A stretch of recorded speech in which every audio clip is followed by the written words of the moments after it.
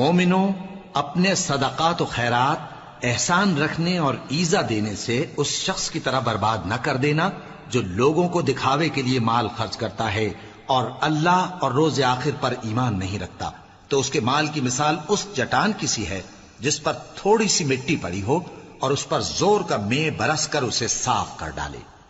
اسی طرح یہ ریاکار لوگ اپنے اعمال کا کچھ بھی صلہ حاصل نہیں کر سکیں گے، اور اللہ ایسے ناشکروں کو ہدایت نہیں دیا کرتا۔ اور جو لوگ اللہ کی خوشنودی حاصل کرنے کے لیے اور خلوص نیت سے اپنا مال خرچ کرتے ہیں، ان کی مثال ایک باغ کی سی ہے جو اونچی جگہ پر واقع ہو، جب اس پر زور کا مے پڑے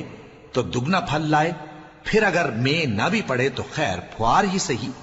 اور اللہ تمہارے کاموں کو دیکھ رہا ہے۔ بھلا تم میں کوئی یہ چاہتا ہے کہ اس کا کھجوروں اور انگوروں کا باغ ہو جس میں نہریں بہ رہی ہوں اور اس میں اس کے لیے ہر قسم کے میوے موجود ہوں، اور اسے بڑھاپا آ پکڑے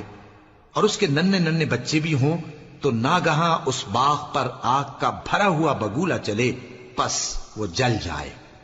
اس طرح اللہ تم سے اپنی آیتیں کھول کھول کر بیان فرماتا ہے تاکہ تم سوچو اور سمجھو۔ مومنوں، جو پاکیزہ اور عمدہ مال تم کماتے ہو اور جو چیزیں ہم تمہارے لیے زمین سے نکالتے ہیں، ان میں سے اللہ کی راہ میں بھی خرچ کرو، اور بری اور ناپاک چیزیں دینے کا قصد نہ کرنا کہ اگر وہ چیزیں تمہیں دی جائیں تو بجز اس کے کہ لیتے وقت آنکھیں بند کر لو، ان کو کبھی نہ لو، اور جان رکھو کہ اللہ بے نیاز ہے، خوبیوں والا ہے۔ شیطان تمہیں تنگ دستی کا خوف دلاتا اور بے حیائی کے کام کرنے کو کہتا ہے، اور اللہ تم سے اپنی بخشش اور رحمت کا وعدہ کرتا ہے، اور اللہ کشائش والا ہے، سب کچھ جاننے والا ہے۔ وہ جس کو چاہتا ہے دانائی بخشتا ہے، اور جس کو دانائی ملی بے شک اس کو بڑی نعمت ملی۔ اور نصیحت تو وہی لوگ قبول کرتے ہیں جو عقل مند ہیں، اور تم اللہ کی راہ میں جس طرح کا خرچ کرو یا کوئی نذر مانو، اللہ اس کو جانتا ہے، اور ظالموں کا کوئی مددگار نہ ہوگا۔ اگر تم خیرات ظاہر کر کے دو تو وہ بھی خوب ہے، اور اگر پوشیدہ دو اور دو بھی ضرورت مندوں کو تو یہ تمہارے لیے بہتر ہے، اور اس طرح کا دینا تمہارے گناہوں کو بھی دور کرے گا،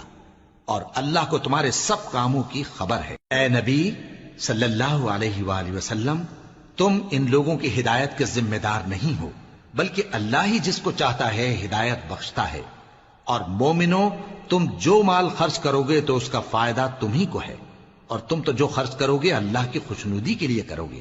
اور جو مال تم خرچ کرو گے وہ تمہیں پورا پورا دے دیا جائے گا، اور تمہارا کچھ نقصان نہیں کیا جائے گا۔ اور ہاں، تم جو خرچ کرو گے